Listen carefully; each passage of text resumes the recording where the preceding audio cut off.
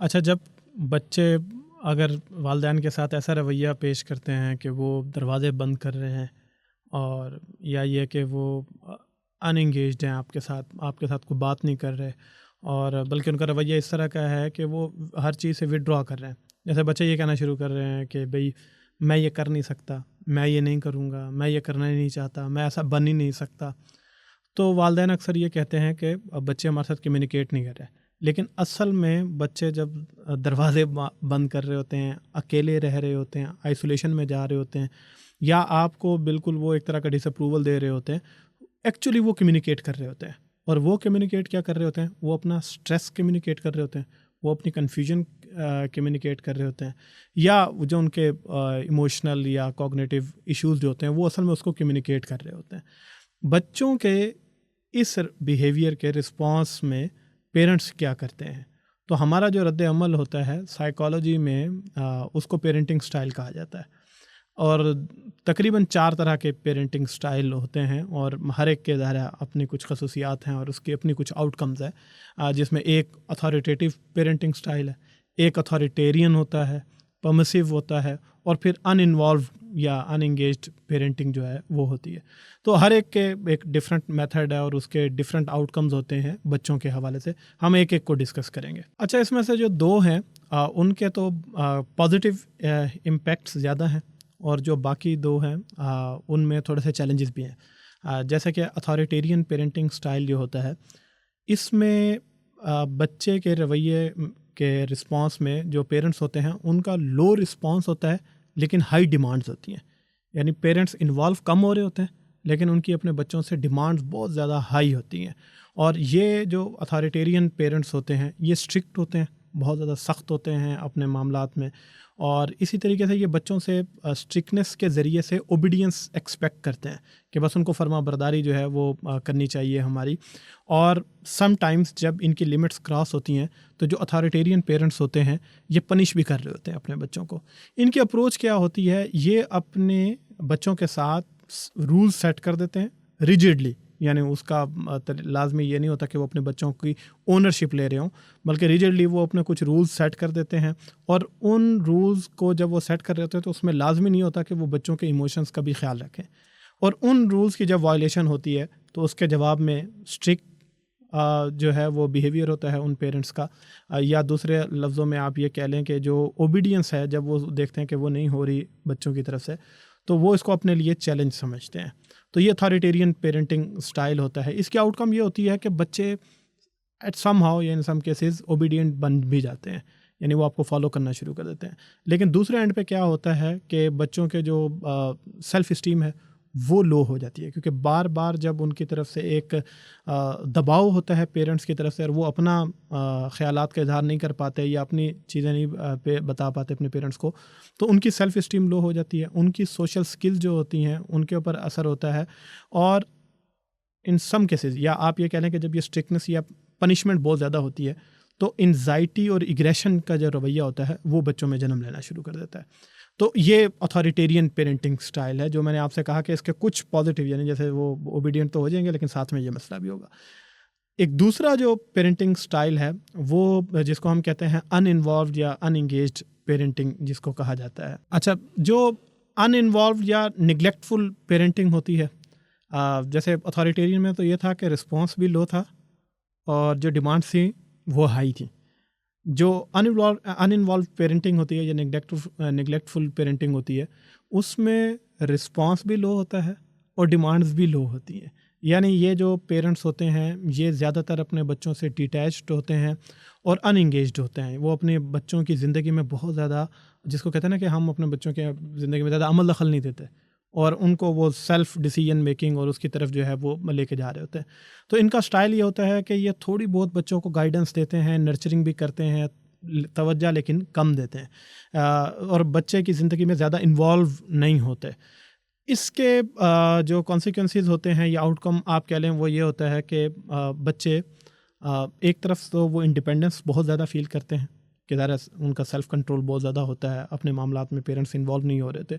लेकिन दूसरी तरफ जैसे जैसे वो बढ़ते जाते हैं, ख़ास तौर पे टीन एज में जाके तो वो अपने आप को निगलेक्टेड फ़ील करना शुरू कर देते हैं, और उनकी जो एक्सपीरियंस है फीलिंग्स के हवाले से वो डिफरेंट होता है, और वो समटाइम इमोशनल, सोशल या कॉग्निटिव इश्यूज़ जो हैं वो इन बच्चों के ज़्यादा आने शुरू हो जाते हैं, क्योंकि पेरेंट्स की तरफ से उस तरह का ना तो रिस्पांस मिला होता है, और चूँकि डिमांड्स भी बहुत लो होती हैं, तो वो बच्चे अपने डिसीजंस खुद कर रहे होते हैं, और वो उस वजह से बहुत ज़्यादा कंफ्यूज भी हो रहे होते हैं। तो इन बच्चों के अंदर भी लो सेल्फ इस्टीम, और जो है सम टाइम फिर आगे जब वो बढ़ते चले जाते हैं तो सेल्फ कंट्रोल भी कम होना शुरू हो जाता है, और ये ख़ास तौर पे इनको जो चैलेंज आता है वो रिलेशनशिप फॉर्म करने में इनको बहुत मुश्किल होती है, क्योंकि जो सोशल स्किल्स पेरेंट्स की तरफ से जो एक रिस्पांस आना चाहिए था वो तो नहीं आया।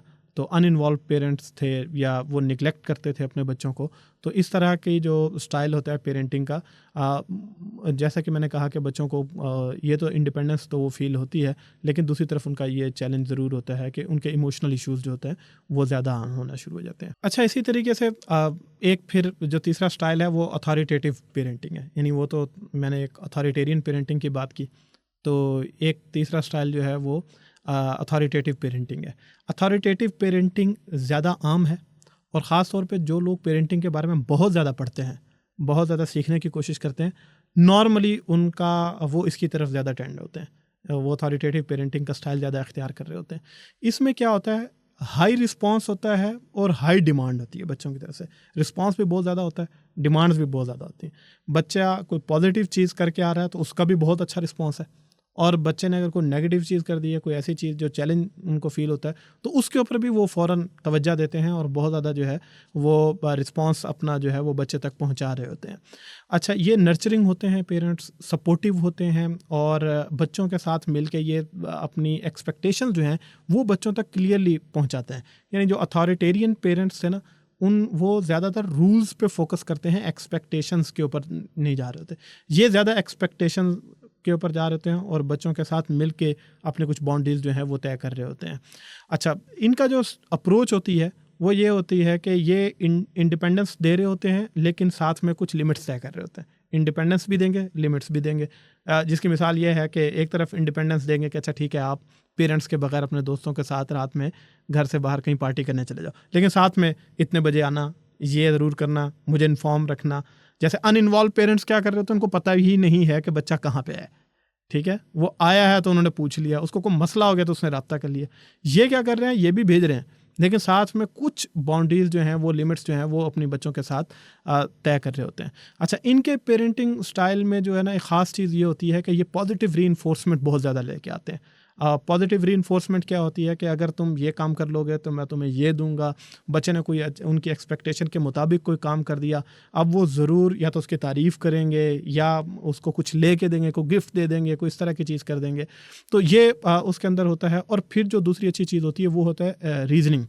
ये अपने बच्चे को उसके एक्शंस के ऊपर रीजनिंग में लेके जाते हैं कि अगर तुम ऐसा करोगे तो क्या होगा, अगर ऐसा करोगे तो क्या होगा।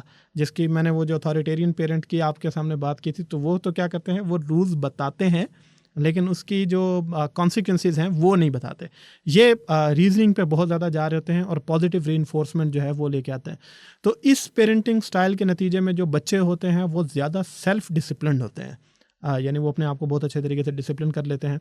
सोशली ये ज़्यादा बच्चे कॉम्पिटेंट होते हैं जिनके पेरेंट्स ने इंडिपेंडेंस विद लिमिट्स दी।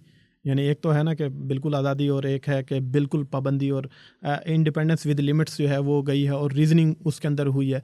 और बच्चों की जो सेल्फ इस्टीम होती है वो बहुत ज़्यादा हाई होती है, क्योंकि पॉजिटिव रीइंफोर्समेंट जो है वो बहुत ज़्यादा हुई थी। जबकि दूसरे में हम ये देखते हैं कि वो कोई अच्छा किया तो उसके ऊपर तो कोई वो नहीं होता, लेकिन गलती की सूरत में पनिशमेंट जब बार बार मिल रही होती है तो उसकी वजह से जो सेल्फ इस्टीम है वो बच्चों की लो होना शुरू हो जाती है। तो अथॉरिटेरियन पेरेंटिंग स्टाइल था, ये अथॉरिटेटिव पेरेंटिंग स्टाइल है। और एक मैंने आपके सामने रखा कि निगलेक्टफुल पेरेंटिंग होती है। जो आखिरी एक इसका स्टाइल है, जो चौथा स्टाइल जिसकी मैं बात करना चाहूँगा, वो है परमिसिव पेरेंटिंग। जो चौथा परमिसिव पेरेंटिंग है, उसको अगर अब हम देखें कि परमिसिव पेरेंटिंग में क्या होता है, कि उसमें भी अथॉरिटेटिव की तरह रिस्पांस हाई होता है, लेकिन डिमांड्स लो होती हैं। अथॉरिटेटिव में क्या था कि रिस्पांस भी हाई था और डिमांड भी हाई थी। लेकिन यहाँ पे परमिसिव पेरेंट्स क्या होते हैं कि रिस्पॉन्स हाई होगा उनका, वो आपकी हर चीज़ के ऊपर रिस्पॉन्स करेंगे, आपकी अच्छी बुरी हर चीज़ के ऊपर, लेकिन बहुत ज़्यादा उनकी डिमांड्स नहीं होंगी। और ये पेरेंट्स जो होते हैं ये लीनियंट होते हैं और कन्फ्रंटेशन में ये नहीं जाते।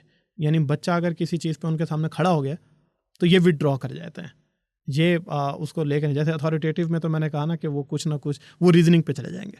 लेकिन जो परमिसिव पेरेंटिंग का स्टाइल होता है वो क्या होता है, वो देखते हैं कि बच्चा इस वक्त जो है ना वो कन्फ्रंटेशन की पोजीशन में आ रहा है, वो चैलेंज कर रहा है, तो वो उस मौके पे फ़ौरन जो है वो विदड्रॉ कर जाते हैं।